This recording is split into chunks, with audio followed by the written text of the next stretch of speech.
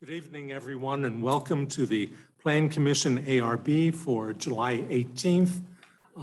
Anyone in the audience that has a question or a comment, please raise your hand, whether you're in the council chamber or on Zoom. So with that, let's start with the roll call. Here.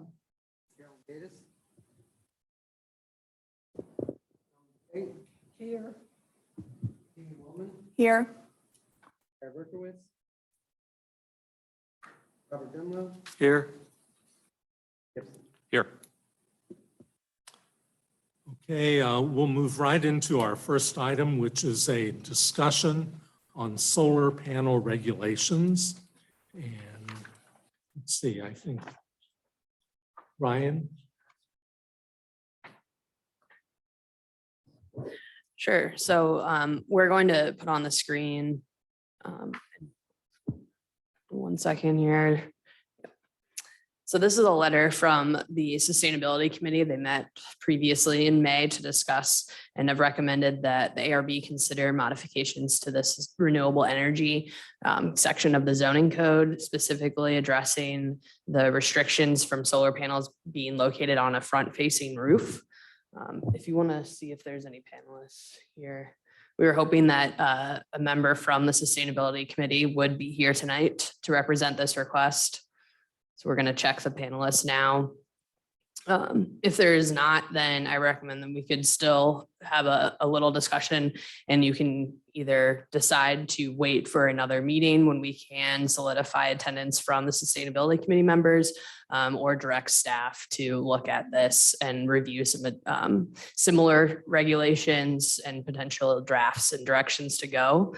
Any revisions to the renewable energy section of the code would require the text amendment process. So this would include staff writing some draft recommendations for the code language, and then would also involve a public hearing. It would come before this plan commission, and then also the Board of Aldermen.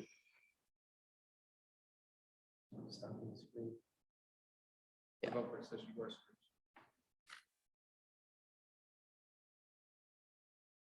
Yeah, so click that. There you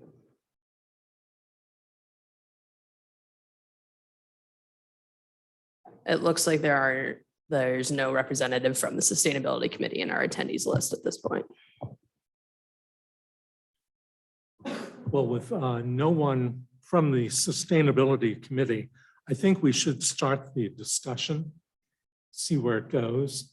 I think without their input, it would be beneficial for our staff to begin looking into other revisions in other jurisdictions for us, and eventually come back with the Sustainability Committee to more or less meld it all together. But we've been waiting, as you can see, from Matt Malik's direction that was in May. So we're moving quite far forward, and I think we should move it on as quickly as we can. Do we need to go through the staff report? So for this one, we didn't prepare a staff report. If you want to switch over to the regulations, Ryan. So the Sustainability Committee recommendation that was on the letter just shown on the screen specifically talked about removing the regulation that prohibits solar panels on the front facing side of the roof. And so this would be, I mean, there's a substantial number of regulations within the solar panels and also renewable energy in general. So right now the recommendation is only related to that one aspect of the code, which is why it would fall a little bit under our ARB hats here, because the reason for that piece of the code when the renewable energy section was originally written had a lot to do with the aesthetics and appearance and tied back to the neighborhood character. The Sustainability Committee letter that was a brief summary from the Director of Public Works, Matt Malik, kind of talked about how the restriction not allowing solar panels on the front facing roof, removing that would help with encouraging the use of solar panels We've also heard from some applicants who are attempting to get approval for solar panels on the front facing roof, that there are properties within the city where to make the most efficient system with solar panels, the front facing roof is an important part of that system. So I think here we need to decide if the times have changed and the goals have changed as they relate to renewable energy and aesthetics that make that efficiency of a system and promoting that alternative source of energy, if that is now placed as a higher priority than the aesthetics and neighborhood character that were originally the priority when this code was written. So some brief discussion about that could be helpful. Okay, I'll start it out. I think the way I see energy going is that we're going to probably have more and more applications for solar energy panels, whether they be roof mounted or ground mounted. So I think we need to really encourage that as we go forward. I would hope the Sustainability Committee will agree with that comment. But I also have some aesthetic concerns about putting it on the front-facing roof of a house. Part of those are, we have quite a few homes that are on the historic record in the city. Some of them have slate roofs, some of them have Spanish tile roofs, and I'm not sure how you do that without destroying the historic character of certain buildings. So as we go forward, I'm sure there will be other issues that might come up, but I do think we have to look at where energy production is going in the future and also be concerned with maintaining the aesthetic quality that many neighborhoods have worked very hard to maintain. So those are my two first items that I'll throw out there for discussion, and we'll open it up. Bob. I was Googling before I came here, see what other places have done. And the general trend for sure is in the South or California, where the sun is more prolific, that the use of solar panels in the front is becoming more common. And the thesis of some of these articles was that as they start spreading, they'll just blend into the fabric of the neighborhood, and you really won't think twice about it after a while. And that seems to be what is the trend from what I gather in my limited research. I think Steve's point is well taken. I think times have changed. We're looking at this with a rearview mirror with a present ordinance, and we need to move forward. He makes a very good point about preserving historic character of a neighborhood, and to the extent that a roof contributes towards that, I would sure hate to tear up a nice tile roof. I didn't even think about that till you mentioned that. I'm not sure how you draft the ordinance, except in some general language that there is discretion to preserve if the roof contributes to the historic significance of the neighborhood or of the house, then maybe that we draw the line there perhaps, or it has, I don't know, conditional use. I'm not sure how you draft that, but it's a point well taken there. But for sure, times have changed.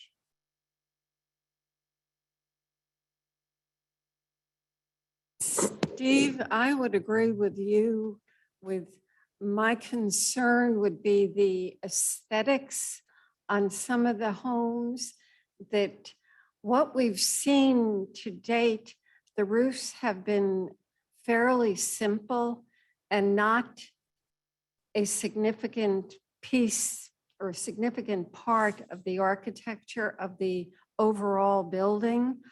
I think when you get into the more complex roof shapes, it's going to look like an add-on. it won't look like it should be there. It will look like it's been forced to be there.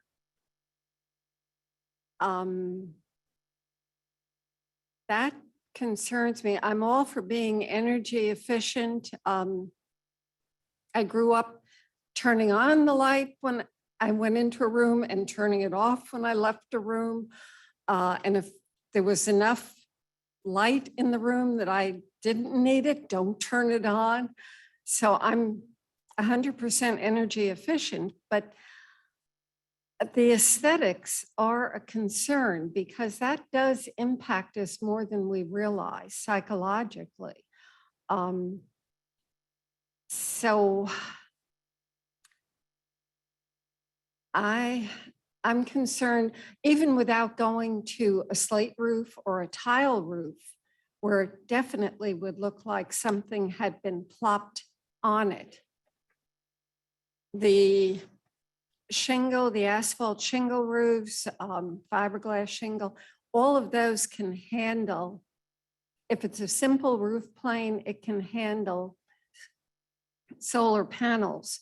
But when you get into something more, I think it's going to visually be a problem. So I don't have the solution. Kami? So I agree and disagree because I definitely think that we do need to, move forward with the times. I think energy is a huge issue, for the world. So ideally, it would be best to optimize, people using solar panels if possible. I do appreciate the aesthetic part of it. So I wonder, if there's a way to word something where you can say like, maximize to the best extent on the back, like, do calculations to try to put forth an argument of why, if you're in a historic home, why that would be needed to be in the front. Also, I know, technology is always changing. I did again, like a quick kind of Google search about solar panels when this originally came up. And, there's a lot of options out there that might not be so obtrusive, and like we're picturing these huge, panels, and maybe as technology changes and becomes more viable to people, that it might not be such an eyesore if you put it on a tile roof. So maybe that's something to also consider, like maybe, doing specific ones if you want them in the front versus if you just want them in the back, something like that. David? No, I just think it's a tough spot. I think we all recognize the importance of solar energy and alternative energy, and this is a way to go about that. And trying to balance that with aesthetics is very, very difficult. So, I kind of agree with what Anna had said. I think the next step is to play around with the language a little bit, Steve, or I guess you were saying this, and then have a conversation with sustainability, but try to see what's out there to sort of mitigate this, because just listening to the comments, there are aesthetic concerns, especially with historic structures here in the city, and we have a lot of them. And how exactly you go about regulating that is it's difficult. It's not something you see done around here at all.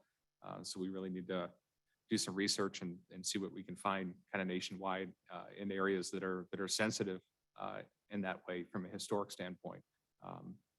We were dealing with new construction or buildings that were 20 or 30 years old. I don't know if it would be as much of a consideration as it is where we have 6, 7 neighborhoods on the National Register. So there's a lot of work to be done here. With the aesthetic concerns, I would hope that the owners of any buildings that are historical would have sensitivity to this issue. But I don't think we can go and just assume that that will happen. So as we look into it, I think as our staff takes a look at other jurisdictions, if we can pull out anything specifically on the aesthetic side, it would be very helpful. I think we're all pretty much in sync about we need to update it for alternative energy right now. Steve, can I ask one question? Is anybody on this panel aware of any solar panels put on the back of a house? on above tile roofs or something like that. Historic roofs, I'll call it. All the ones that I can recall have all been on asphalt Right. shingle or similar, maybe a composite shingle. Not on anything that we would think is historic, unless you've seen that. No, we didn't run an inventory of all the ones that we have previously approved. The ones that I've been involved in approving in my past year have all been on the kind of asphalt or composite shingle. But as part of figuring out where we stand right now, we'll do an inventory of all of the properties that we know of that have panels that have been approved under the existing ordinance, as well as some other examples. So I'm not sure if we're ready to close the discussion, but if we are, I do think we should see if there's anybody from the public that wants to speak in Yes. this, since it's an open session.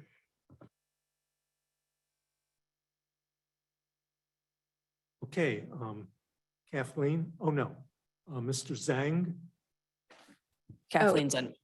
I was just unmuted myself. This is Kathleen Gund.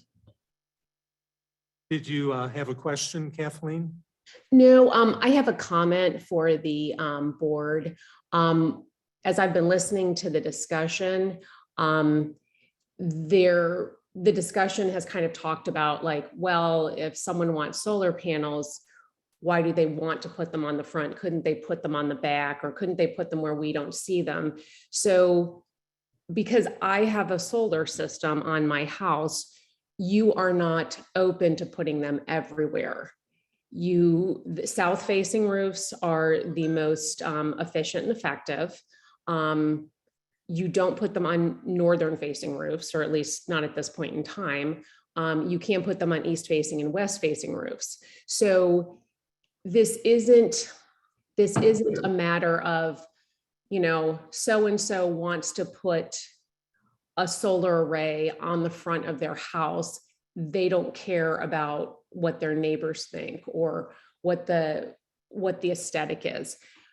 Solar systems are about generating energy, and anyone who puts a solar array on their house is not just helping themselves, they are helping you, the people on the board, they are helping society in general. They are moving us forward when we're talking about renewable energy. And they should be allowed to put panels where they can generate the most electricity efficiently and effectively. And you don't also have the entire roof space. You've got venting, you've got, you have to like pull the panels back from edges, so for fire safety. So it seems like aesthetics are getting a lot of play in here. And I think that the, clay tile roofs, historical roofs, that's a little bit of a red herring, because basically, and I don't know this for sure, but my guess is that currently it's cost prohibitive to mess up your tile roof to put solar panels on them, which is why we don't normally see them. So I just kind of want to like bring the discussion back to people aren't putting solar panels on the front of their house because they don't care about aesthetics. They're putting them there to help all of us make more renewable energy. So I just wanted to kind of throw that out there. So thank you for listening. Thanks, Kathleen. We appreciate the comments. Mr. Zhang? Yeah. Can you hear me? Yes. Hi, thank you very much, panel, for the discussion. And I agree with a lot of the points discussed here. And thank you, Kathleen, for pointing out that the fact, the energy efficiency. And I agree with one of the points that the solar panel put in on the south side is most efficient. But in my home, first of all, it's not a historical home. It's a very simple flat roof, shingle tile, not tile, it's shingle roof. And then in the south, it's because it's the edge, there's no way to put any panels. So it has to be in their front side or at the rear side. And then the way that the engineering team from the Pink Energy design for us is the most efficient way. So since we have put the panel on, it's already been 6 months, and then we have not been able to use it. And then we have already been paying for the loan to get the panel on for already 6 months. So it's very frustrating to us. I'm glad that we are realizing this. We need to move to a more of a sustainable trend, and then encouraging the solar panel installation. In my neighborhood, people are very interested. There's already 3 to 4 families are already submitting the request to, and it's on the negotiation of getting the panel installed. So I think that's a good thing. So regarding for us, what does that mean to us? I know this discussion is probably going to continue, and then more hearing and things changing the language and things like those. But what will mean to us? Are we going to wait for a longer period for? So does that mean we're not be able to use this panel for the end of the year? Sorry, sir. This discussion right now is a general discussion about a code change. We're not at your item specifically on the agenda yet. Okay.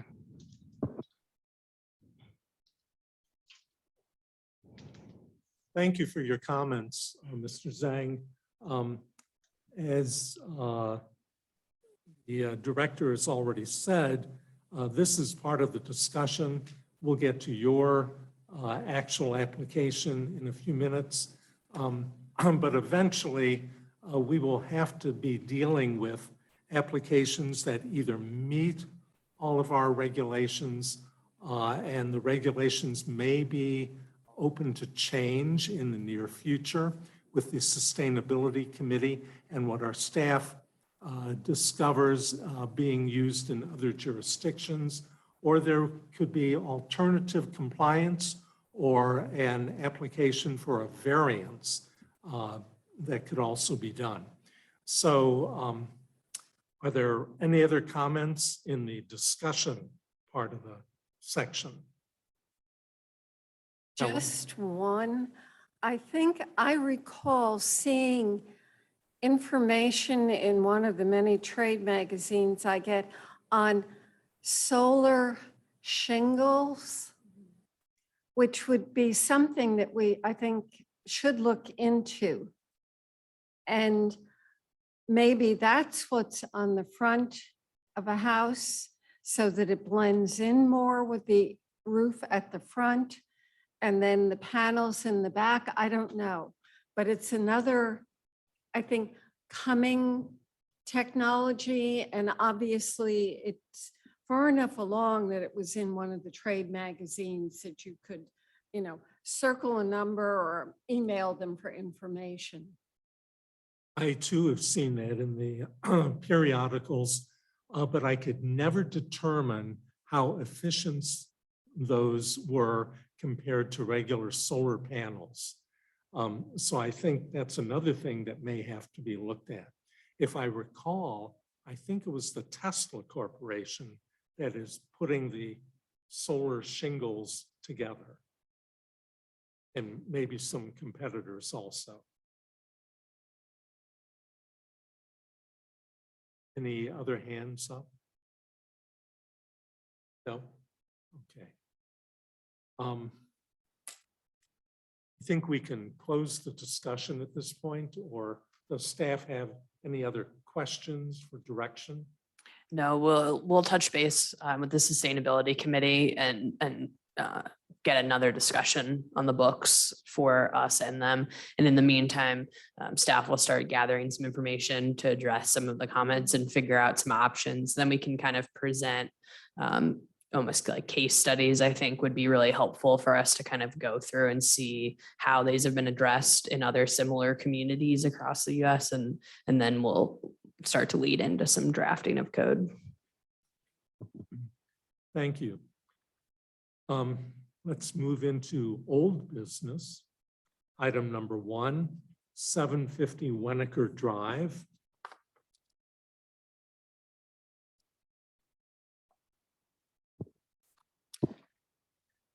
So the subject request was first discussed on May 16th, 2022, and the meeting agenda, I'm sorry, guys, this accidentally clicked something there.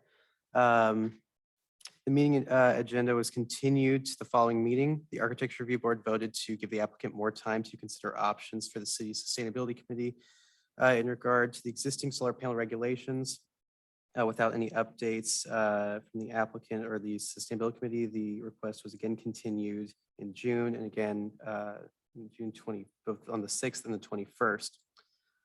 So currently, as we've discussed, solar panels are not permitted on front-facing roofs. In order to get approval for the panels already installed on the subject property facing the street, the applicant must receive either a variance from the existing provisions from the Board of Adjustment or receive alternative compliance from the Architecture Review Board, or there must be a text amendment to change the regulations.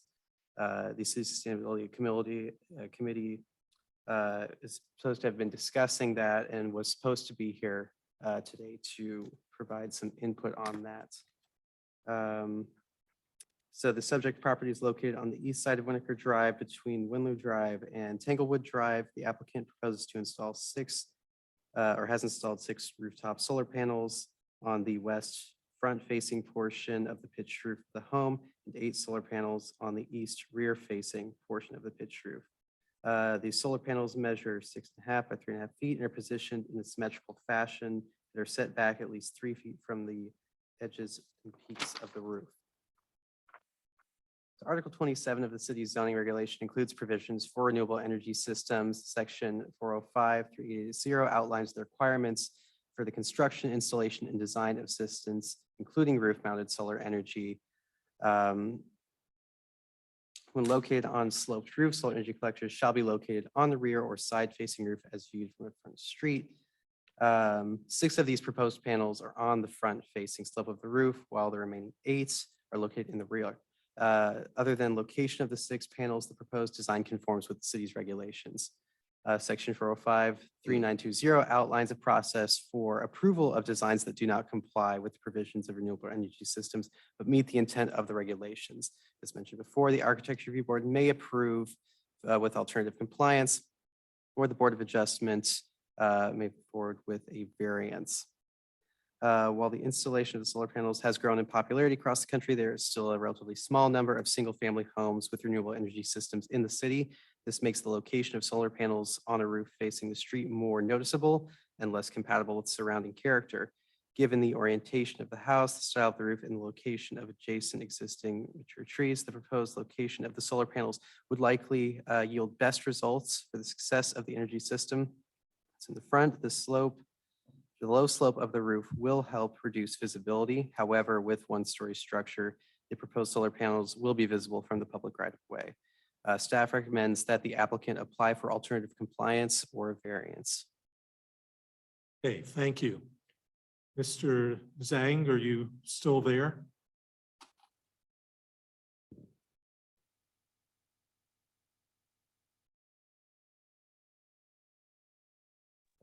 Yes, I'm still here. Do you, now that we're talking about your property, do you have further comments? No, it's just it's been a long time, and we really wanted to find a solution quickly so that we can still leverage the summer, which is the best time to harness the energy and not wasting in the effort and money that we're putting to the solar panels. Well, our purpose is not to delay the activation of the solar panels, but as the staff recommendation states, they recommend that you apply for either alternative compliance or a variance. And I know we've brought this up in previous meetings also, and we'll find out what the rest of the committee or board recommends, but I would recommend that you follow one of those 2 routes, either the alternative compliance or a variance at this time. But let's see if there are other comments. Bob? I'm in agreement with you, Steve, so we can get off the dime. Ellen, I agree with you, Steve. Amy, I agree also. David? Yes, I agree. Let me ask staff, if the property owner were to come in, could we get a response to them at our next meeting, which would be the first August meeting? Yes, and you can continue it again to that meeting. The alternative compliance would be approved through this board. Variance would be heard by the Board of Adjustment. The criteria here is pretty clear for alternative compliance that you need to show that you're meeting the intent of the code with a different version than what the code states. The applicant's information has not been geared specifically towards requesting alternative compliance. However, that doesn't prevent the board from having that discussion tonight, or you can continue it requesting that they specifically submit something related to alternative compliance. Well, I would recommend that Mr. Zhang make an application back to us to follow the rules that we have on the books for the alternative compliance, or if he prefers the variance, but I think the alternative compliance would be much quicker. The alternative compliance would not require the postings and other elements necessary. They would still have to, this board would still have to find that they meet those standards for alternative compliance. So, Mr. Zhang, did you follow our discussion? Yes, thank you. I will submit the application for the alternative compliance. Do we know how long does it usually take? Is it for another couple of weeks or month? So you can be on the next agenda. I can read here. So alternative compliance, the regulations that you would need to find in order to approve that. Basically state in unusual circumstances arising from the unique location or character of the proposed site and or surrounding land uses or structures, if a site-specific alternative standards would provide results that are equal to or superior to those which would be provided by the standards of this section, the Plan Commission or Architecture Review Board, as appropriate, depending on the type of development and application then pending, may approve an applicant's request for alternative standards. So in this case, the request would be that panels on the front slope are equal to or superior to the regulations as they currently stand. With that, you would probably be able to show us what the energy output would be both on the east and the west facing roof of your home. And we would certainly take that into account in determining whether the alternative compliance would work in this case. So we look forward to that. I will make a motion to continue this item to the next meeting. Second. All in favor? Aye. Aye. Oh, I didn't ask for any comments, but I don't think. Kathleen, did you want to talk? Oh, she's gone. That's just the list of attendees, not people that have their hands up. Hi, thank you, Mr. Zhang. We will look forward to seeing you at our next meeting. Thank you so much, all. Now we'll move on to new business, and we'll start with 7601 Westmoreland. Do we have the applicant?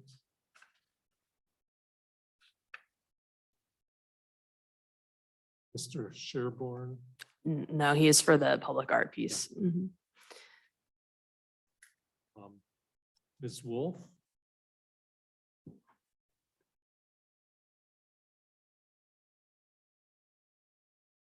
Looks like the applicant might not be here. Okay, if we don't have the applicant, I'd like to continue this one also. We can, if you would like, we could move it and check again after, at the end, after our next item, just to be sure before we continue. Let's do that. Okay. Okay, we'll move on to new business number 2, 8027 Forsyth Boulevard.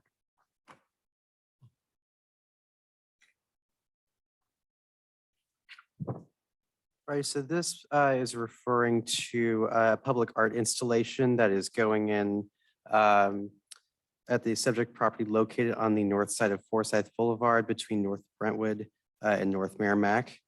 This has a zoning designation of planned unit developments. And on March 24th, 2020, the Board of Aldermen approved plans for 965,000 square feet of mixed-use building with a 14-story tower on the west and 16-story tower on the east end. The development is currently under construction and will contain just over 18,000 square feet of retail, over 492,000 square feet of office, and just over 1,200 parking spaces. So PUDs are approved through a point system with points awarded for different public benefits in exchange for relief or modification of certain zoning regulations, subdivision regulations. Per ordinance 6648, which governs the development of public art, this was awarded 5 out of 5 points. And as described, the building will include art pieces at both the western and eastern tower. And the owners of both of those towers shall hire a consultant for the selection of public art and sculptures. The approved development plan for the property also mentions using public art. The art commit, let's see. The Public Art Advisory Committee met with representatives on Tuesday, June 28th, 2022 to discuss the concept. The committee unanimously voted to recommend approval to the Architecture Review Board. It's kind of discussing the visual impact of this. This piece is going to be positioned at the corner of Forsyth and South Brentwood Boulevard. This is directly opposite to the Chapman Plaza fountain. Its position will place it partially under the building's portico. The piece, called Campfire, is made of 12 steel curved ribs that include LED lights on the interior. The LED surface is described as a canvas for the artist's composition. The composition is described as a slowly changing forms and colors. The exterior of the ribs is described as mirrored and designated to reflect the surrounding environment. The reflective elements of the piece are not anticipated to pose a distraction to the surrounding environment. Staff recommends approval of the art piece. Okay, thank you. Good evening. Come on up and introduce yourself. Meredith, can you just hit the microphone light so it turns green? All right, we'll try that again. I'm Meredith McKinley. I'm with Via Partnership. We're representing our consultant. Also here is Scott Haley from the developer and William Sherburne, who is my co-consultant on the project. Do you have any other comments? Sure. Well, first, thank you so much for hearing us today. We're very excited about this piece by Mads Christensen. He's an internationally known artist from Denmark. He currently resides in Los Angeles. This piece, Campfire, we think is a fantastic piece. It'll be a real focal point and gathering point for the plaza at the building.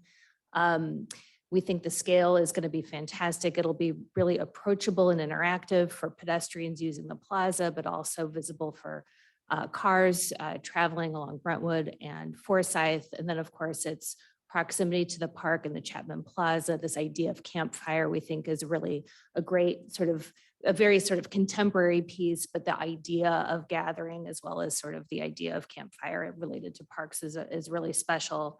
I think another thing to just point out, it's quite obvious, it's a piece that has LED lights. It has a very different presence during the daytime as night with its glowing, ever-changing palette of colors. So again, this will be a piece that'll look different times of year, different times of day. So again, we're very excited to bring this to you today for your approval. Scott, do you have anything you want to add? Okay, thanks. Any questions? Of course. Okay. First, I really like the piece. Oh, great. And, but I did have a couple questions, and one of them is location. Staff did send me a plan Mhm. showing that it's very near the corner of your property line. Is that correct? So that even though it's under the recessed cutout corner, it is as far forward toward the intersection as possible. Is that correct? I think that's good. Yeah, I don't know if it's right on the property line. Can you come up to the microphone?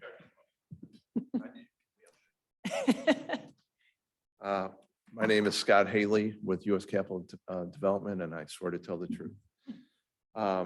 The positioning of that was really had nothing to do with the property line. It would look more about the proximity to how we envision that the plaza to be functioning, both from the public realm, from the intersection, from across the street, as well as how that the plaza, which we will be very inviting with how it's positioned, with having a front door on Brentwood as well as Forsyth. And we're looking to have our plaza be something that we want the public to use. We'll have, a variety of things. That positioning went through a lot of discussion internally. Well, as I said, I really do like the piece, but where are the lights? Are they in the base? They're actually, so the lights are throughout the lights are throughout the ribs. So they're LED lights that are actually embedded in the ribs. So one side of the ribs is the polished steel and the other side is LED. So almost like an LED screen. So that's where the color comes from, are the lights that are embedded into the They're actual, embedded inside the fence, inside the fence, yeah. not on the outside, but On in the the inside. inside. So it'd be So- like a glow that occurs, not on the outside. It's not, the light is not projecting out. You'll see the polished stainless steel as the flames or the ribs. So we will not see the LED lights themselves, just the glow that comes from it. There's an acrylic cover over the light, so you won't see the individual pixels of lights. And then the color that we saw, that comes from the light. Yes, So the stainless steel is stainless steel. stainless steel is stainless steel, right? Okay. I like it. Anyone else like it? Bob? I think it's okay. During the day, are the LED lights working? The lights will be on and typically, and I think that's in part, from an ease of operations point of view, but also, as certain times of day, it's going to be darker in there than others. And so in different times of year, it gets, the sun stays up until, 8:30 right now. But in January, it'll be dark by 4:30. And so again, that's sort of the difference of how you experience that piece at different times of days. People who are coming out of the building at 4:30 in the middle of winter will experience a lot of color or glow. But if you're coming out right now, you might experience a little bit of color or glow because of the way that the shade is working on the site. So they'll be on all day, but the color, it'll be different. It'll appear different times of day. So it won't be like it won't look like that full color. Am I getting a psychedelic show or the appearance of a flame? It's more the appearance of a flame. It's not like, I think he describes it as a sort of very slow changing composition. So it's not going to be sort of the difference between almost like a breathing light versus like a Las Vegas light, so it's not going to be some sort of like, fast moving, right, sort of psychedelic sort of light show. It's more just sort of a pulsating, breathing sort of campfire.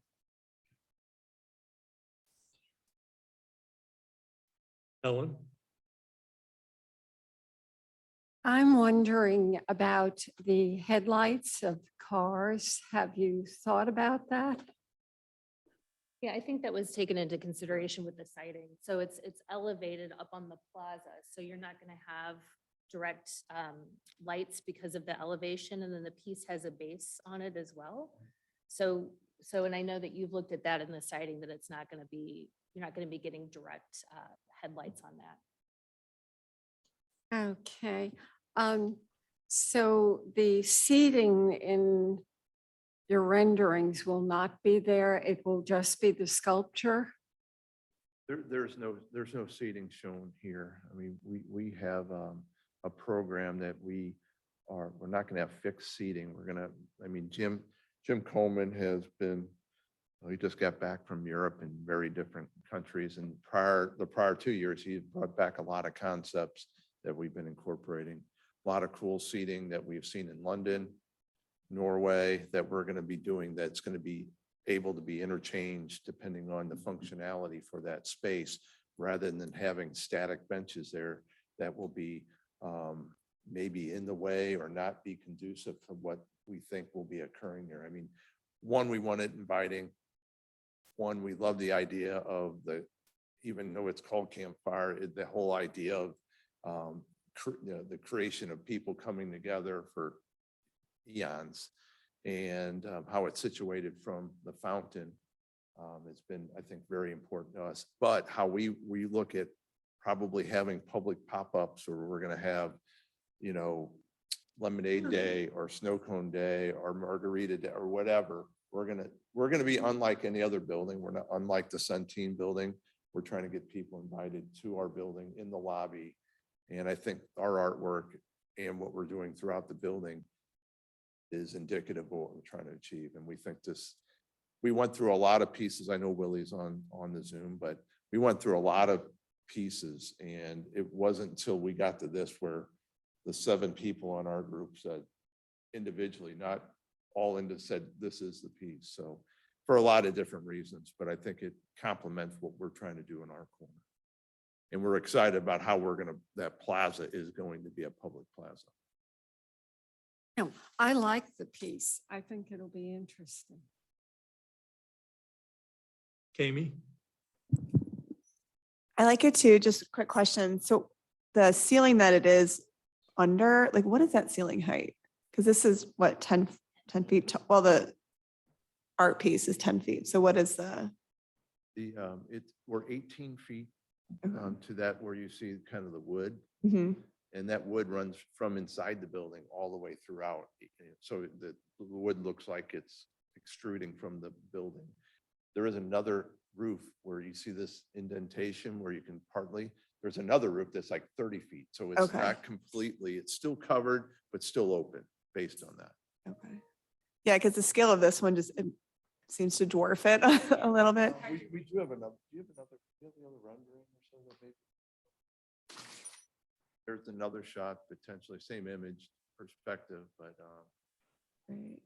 but Okay, yeah, I mean, we actually went through, originally we were looking at doing a taller piece. We actually mocked something up on a Saturday, and we decided the 8 foot was too small, yeah, and the 10 foot was a good There you go, yeah. 2/3. Yeah, that 2/3 ratio. looks much And better. You see the other taller. It's not going to give it really any protection. It just feels more of a coverage. So, but that other roof is at 18, so that gives Okay. you some concept of heights. And just the last question, is the color of the lights, will it be mostly campfire colors, or are we gonna have like other, I guess you have the option to always do whatever colors, but in general, is it gonna have like the campfire orange, red glow most of the time, or? Willie, you might want to jump here on this, but I think that's something the artist is still working on. Okay, Is that correct? Yeah, I think that's open to discussion. And I think that you're right. I think it will most likely be colors that relate to the campfire. But I think as the piece is installed and we see it in different times of year and different times of day, that can be altered. And so I think speaking to the committee's, the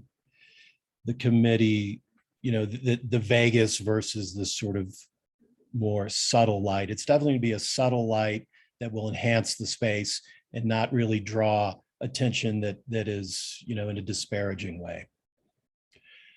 And I'd also just like to add, I mean, I think that Meredith and Scott have spoken specifically to the piece, but I'd just like to inform the committee that, working with Scott and Jim Coleman, the developers, and Meredith, we worked really hard to identify the best possible piece for this corner.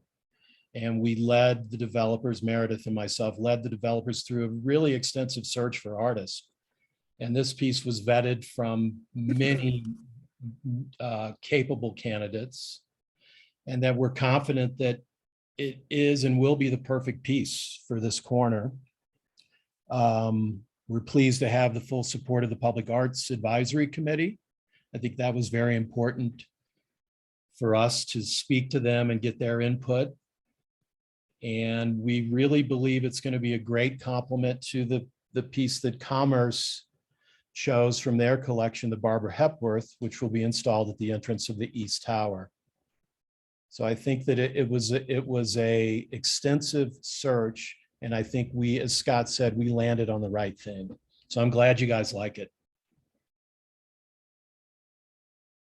Okay, thank you. I did have a question about security. If people come up and touch it, can these 12 pieces actually move? No, they can't. And we've actually had some discussions with the artist about maintenance and conservation. He's already provided us with good instructions on how to keep it clean, how to keep it safe, how to take care of it over time. And he's providing a 2-year warranty on the piece as well, which is really fantastic. So that if anything does happen in that first, couple of years with the piece, that he'll be here to make it work. But no, it's intended to be very fixed, and it will be very fixed on site. Is this piece commissioned for this location, or is it being relocated? It is a new piece. It's being commissioned. He has created other pieces in this series, but this is the only piece of this scale and is being created specifically for this site. Thank you. David? I like it. I think it's going to be a neat intersection with Chapman Plaza across the street, with the lights that they have there. So especially at night, this being one of the major entrances and really exits from our downtown, I think it's going to be probably the most striking corner we have in town once both of those are lit up. So I think it's pretty cool. Any other comments on I have a Zoom? question. Can you guys hear me finally? Yeah, Carolyn? Yes. Thank you. Oh my God. Computer issues. I have a question about, it seems like the sculpture is more or less standalone and not really, you're not providing seating around it or any kind of interaction with it. So I kind of wonder about that. Like, what's the value of it? Just, can you describe a little bit more of what you're thinking? Carolyn, this is Scott Haley. I'm not sure if you heard me speaking earlier. Sure. We did not want to put static seating, secured seating in that plaza, because we have many different ideas on how that would function, both on a day-to-day as well as after work or even evenings. We do have conceptual seating that we have been investigating, that Jim has seen and we've seen and been vetting, that it would be interchangeable, movable, to allow for different settings and different events and different activities.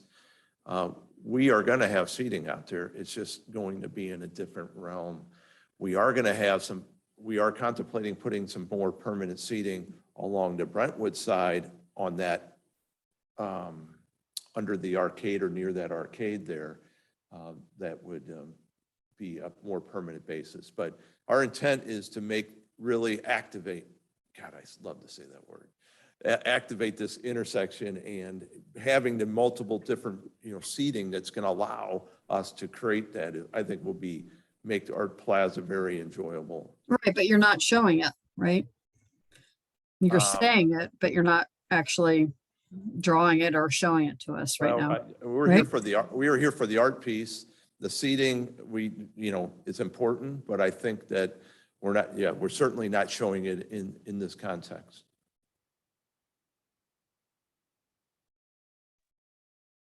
Okay. To me, it's, I understand what you're trying to get to, but me, it's about creating space, right? So if you're not actually showing us what space you're creating, then I don't know how to review it. Steve, you might have commentary on that, but it feels like, all right, there's a piece of sculpture and it's pretty cool, but how do we interact with it and how do we approve it? How do we decipher if it's benefiting the city, frankly? Carolyn, following up on what you said, I look at it as a piece of sculpture that accentuates that corner. That corner used to be a parking lot. And of course, the other three corners have the fountain in Shaw Park and two other completed corners.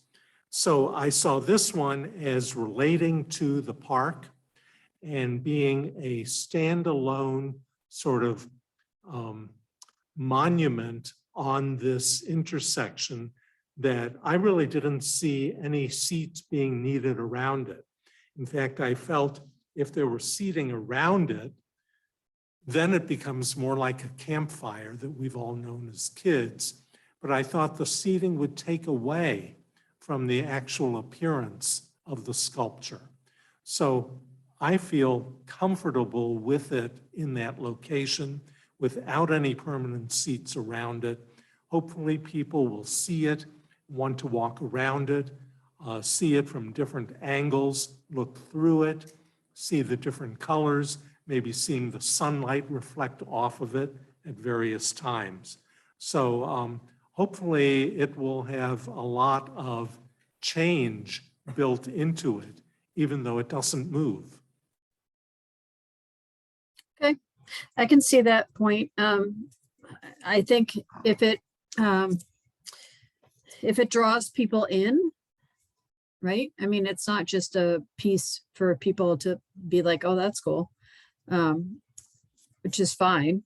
But I mean, what does it draw people into? I guess is the question I had. Hopefully, this development will spur on more pedestrian activity on both North Brentwood and Forsyth. Hopefully, we'll see retail and other uses come in when the building is completed. And this could then be a focal point for pedestrian activity, as well as a focal point for cars driving by. So I see a lot of potential opportunity for it to be seen and related to by people, either on foot or by car. Okay, thank you. Okay, thanks, Carolyn. Other comments? Well, we do have a staff recommendation to approve the art piece. And do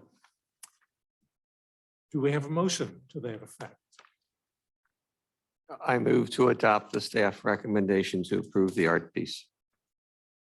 Second. All in favor? I, Aye. Opposed? Carolyn, were you an aye? I am an aye. Yes, thank you. Thank you. Okay. Well, it's passed. Thank you, Meredith and Scott. When will this be installed?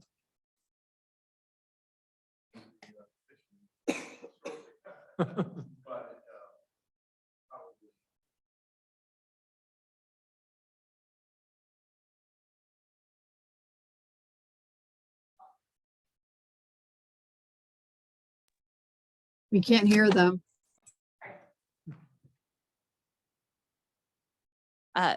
Scott was explaining it'll be four to 5 months to build, transport, and install the piece. And so it'll depend a little bit on the site's readiness as well as the weather. So if we can catch it before the end of the year, then it'll install before the end of the year, if not in the spring.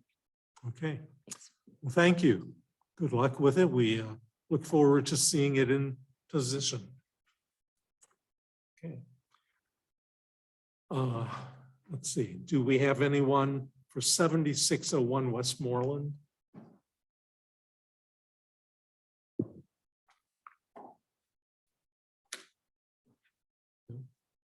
Well, I would recommend that we continue this also.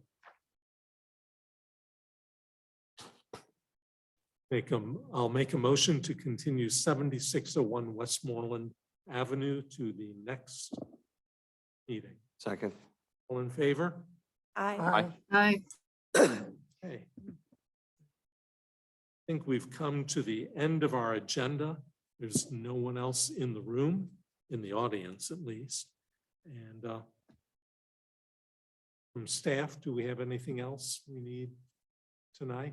Nothing else tonight. Amy, No comment. Ellen, Nothing. Bob, Nothing. David? Nothing further.